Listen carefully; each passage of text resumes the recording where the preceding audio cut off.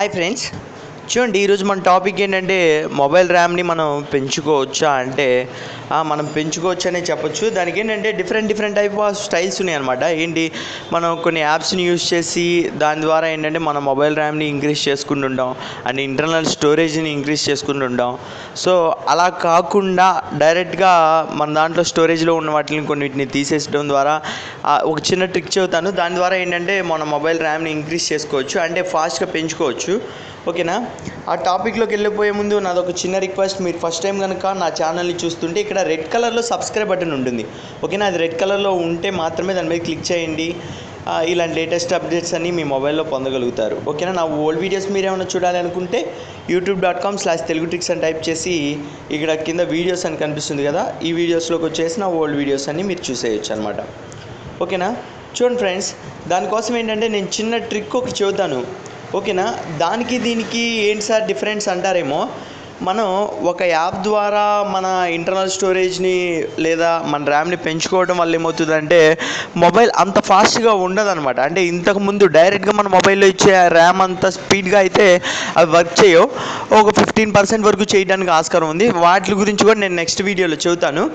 But ఈ వీడియోలో app లేకుండా ఎలా చేయాలన్న దానికోసం చెబుతాను. చూడండి, ఇక్కడ మన సెట్టింగ్స్ని ఓపెన్ చేసేయండి. ఫస్ట్ ఆఫ్ ఆల్ సెట్టింగ్స్ని ఓపెన్ చేసిన తర్వాత ఇక్కడ మనకి యాప్స్ అని కనిపిస్తుంది కదా, ఈ యాప్స్లోకి వచ్చేయండి. యాప్స్లోకి వచ్చేసి యాప్స్ని ఓపెన్ చేస్తే ఇక్కడ చూస్తే మనకేంటంటే మనకు కావాల్సిన యాప్స్ అన్నీ మన మొబైల్లో ఇచ్చినవి కావచ్చు, బయట నుంచి వచ్చినవి కావచ్చు, యాప్స్ అన్నీ ఇక్కడ మనకు ఉంటాయి. ఓకేనా? వీటిలో నేను చెప్పేది ఏంటంటే ఒక్కో మొబైల్లో ఒక్కో చోటు ఉంటుంది. ఇక్కడ మోర్లోకి వెళ్ళండి. ఇక్కడ సిస్టమ్ సెట్టింగ్స్ ఉన్నాయి కదా, షో సిస్టమ్ అని చెప్పి దాన్ని క్లిక్ చేశాను. క్లిక్ చేసిన తర్వాత చూడండి, మీడియా స్టోర్ అని చెప్పి ఒక ఆప్షన్ ఉంటుంది మనకి. ఓకేనా? నేను చూపిస్తాను అది.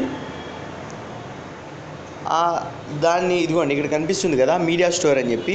ఈ మీడియా స్టోర్ అనే ఆప్షన్ ఏంటంటే మీకు డైరెక్ట్గా అంటే నేను అప్డేట్ చేశాను కాబట్టి మొబైల్ ఇలా వస్తుంది, మీ దాంట్లో డైరెక్ట్గానే కనిపిస్తుంది. చూడండి. ఓకేనా?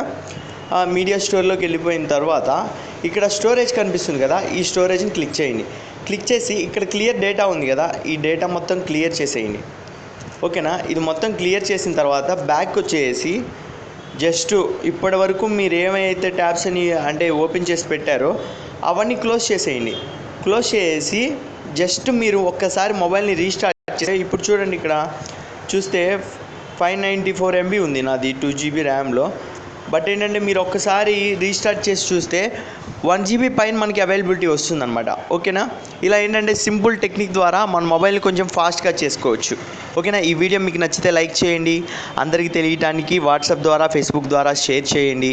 అండ్ నా వీడియో మీకు నచ్చితే ఖచ్చితంగా సబ్స్క్రైబ్ చేయండి. Thank you so much. Have a nice day. Bye bye.